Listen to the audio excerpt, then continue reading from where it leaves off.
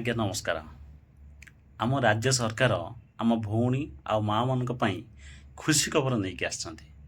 ହଁ, ତାହା କ'ଣ ନା ଆପଣ ଜାଣିଥିବେ ଗଭର୍ଣ୍ଣମେଣ୍ଟ ନିୟମ ଅନୁସାରେ ସୁଭଦ୍ରା ଯୋଜନା ଗୋଟେ ବର୍ଷରେ 2ଟା କିସ୍ତି କରି 2 ଥର ପେମେଣ୍ଟ କରିଥାନ୍ତି।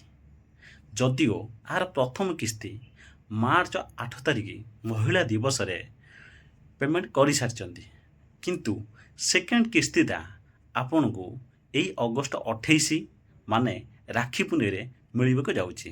ଆଜ୍ଞା ହଁ, ସମସ୍ତଙ୍କୁ ମିଳିପାରିବ, କିନ୍ତୁ ଯଦି ଆପଣ ଏଇ 3ଟା କାମ କରିନଥିବେ ଆପଣ ପଞ୍ଚମ କିସ୍ତି ଯେଉଁଟାକି ଅଗଷ୍ଟ 28ରେ ମିଳିବ ବଞ୍ଚିତ ହୋଇପାରନ୍ତି। କ'ଣ?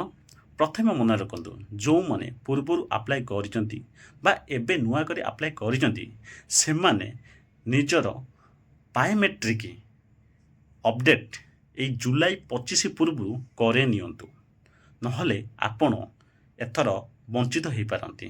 ସେକେଣ୍ଡ, 25,000ରୁ ପ୍ଲସ୍ ଯେଉଁମାନେ ଆପ୍ଲାଏ କରିଛନ୍ତି ତାଙ୍କର ଆକାଉଣ୍ଟକୁ ଡିବିଟିରେ ଲିଙ୍କ କରିନାହାନ୍ତି, ଯେଉଁଟାକି ଆପଣଙ୍କୁ ନିହାତି କରିବାକୁ ପଡ଼ିବ, ତାହା ପୁଣି ଏଇ ଜୁଲାଇ 25 ପୂର୍ବରୁ।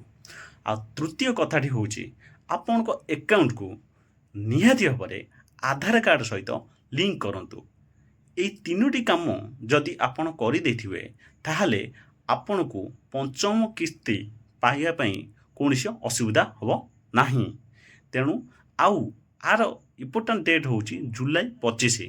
ଏହା ପୂର୍ବରୁ ନିହାତି ଆପଣ ଆପଣଙ୍କ ପାଖ ଜନସେବା କେନ୍ଦ୍ରକୁ ଯାଇକି କରେଇ ନିଅନ୍ତୁ। ରହିଲି, ଧନ୍ୟବାଦ।